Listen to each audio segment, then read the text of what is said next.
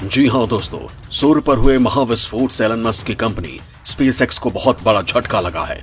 वैज्ञानिकों ने पहले ही इस तूफान के धरती से टकराने की चेतावनी जारी कर रखी थी, जिसकी चपेट में आए हैं 40 स्टारलिंक सैटेलाइट, जो दुनिया को सस्ती इंटरनेट सेवा देने के लिए लगातार लॉन्च की जा रहे हैं। सूरज पर यह महाविस्फोट पिछले महीने की 30 तारीख को हुआ था और वो 23,83,200 किलोमीटर प्रति घंटे की रफ्तार से धरती की ओर बढ़ रहा था। नासा ने इस कोरोनल मास इजेक्शन का अलर्ट भी दे दिया था। सूर्य के पृथ्वी से भी बड़ी सतह पर यह स्थिति करीब 4 घंटे तक रही थी और उससे निकली ऊर्जा अंतरिक्ष में रिलीज होकर दूसरे ग्रहों की ओर बढ़ी थी, जिसमें पृथ्वी भी शामिल है। दोस्तों, स्पेसएक्स कंपनी ने जिस दिन 49 सैटेलाइट लॉन्च किए, उसके अगले ही दिन उनमें से 40 इसकी वजह से तबाह हो गए।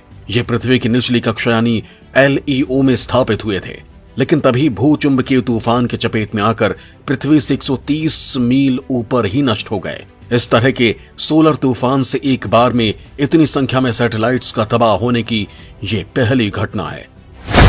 अंतरिक्ष में तबाह हुए सैटेलाइट्स क्या पृथ्वी पर मचाएंगे कहर? दोस्तों, स्पेसएक्स कंपनी के ये सैटेलाइट 3 फरवरी को फॉल्कन 9 रॉकेट से छोड़े गए थे। स्पेसएक्स के स्टारलिंक सैटेलाइट को पृथ्वी से करीब 210 किलोमीटर ऊपर की कक्षा में स्थापित किया गया था। सफलतापूर्वक स्थापित होने के बाद हर सैटेलाइट के फ्लाइट कंट्रोल को भी हासिल कर लिया गया था। एलन मस्क की अगुवाई वाली कंपनी कई तरह की जटिलताओं से हिफाजत के लिए ही निचली कक्षा में सैटेलाइट तैनात करती है, लेकिन इस बार इसे बड़ा झटका लगा है।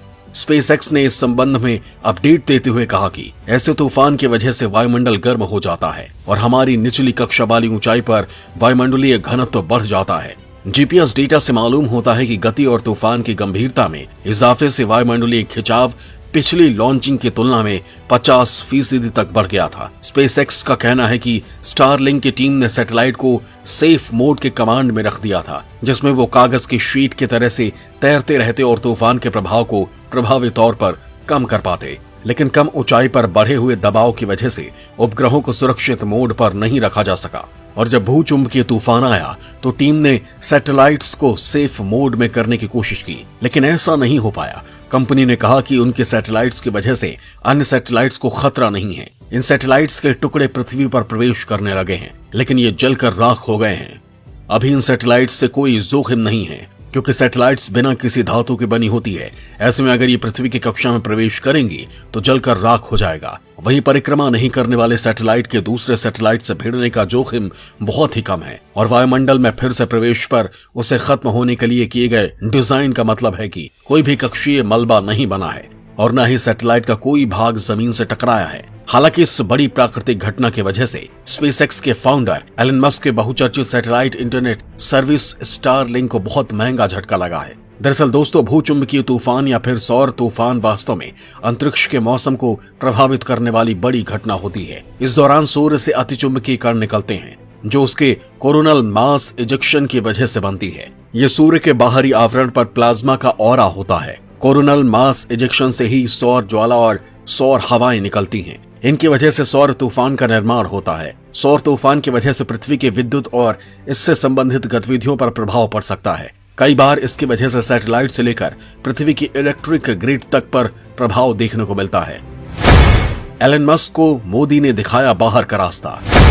भारत में लॉन्च नहीं होगा स्पेसएक्स का इंटरनेट। दोस्तों, वैसे अमेरिकी अरबपति एलन मस्क को आप जानते ही हैं। उनके स्पेस एजेंसी ने कोरोना काल में भी दुनिया में एक के बाद एक नया कीर्तिमान रचे हैं। फिर वो चाहे मंगल और चांद पर इंसान को भेजने वाला मिशन हो या फिर एक साथ सबसे ज्यादा सैटेलाइट लॉन्च करने का रिकॉर्ड, सब में एलन मस्क की स्पेसएक्स नए कीर्तिमान रच रही है। कंपनी सैटेलाइट के जरिए इंटरनेट जगत में क्रांति लाने वाली है।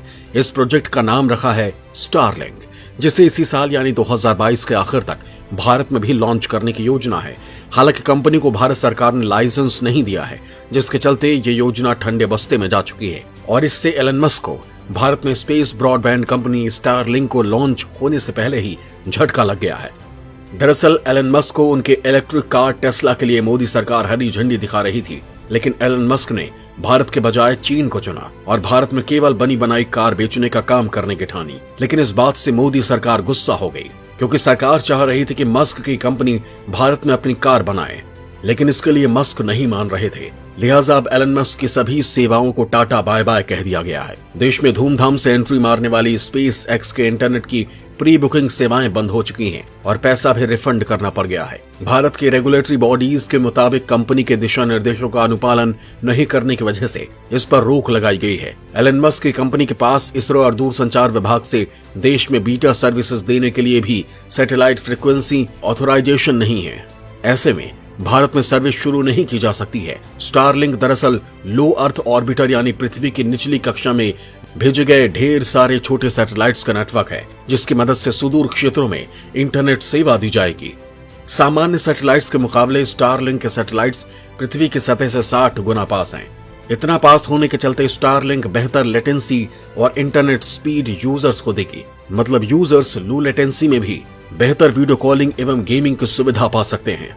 कंपनी ने अंतरिक्ष वैज्ञानिकों के साथ मिलकर सैटेलाइट्स की चमक कम रखी है, जिससे अंतरिक्ष ऑब्जर्वेशन के दौरान दिक्कत न आए। कंपनी ने यूजर्स को दूसरी सैटेलाइट्स की तुलना में ज्यादा बेहतर सर्विस देने का दावा किया है। हालांकि कंपनी को चीन और भारत दोनों ही देशों से तगड़ा झटका लगा है। कंपनी ने 2000 सैटेलाइट लॉन्च करके बड़ी कामयाबी हासिल की थी। कंपनी की योजना कुल 12,000 ऐसे स्टारलिंक सैटेलाइट लॉन्च करने की है, ताकि पूरी दुनिया के विभिन्न हिस्सों में सस्ती से सस्ती इंटरनेट सेवा उपलब्ध कराई जा सके।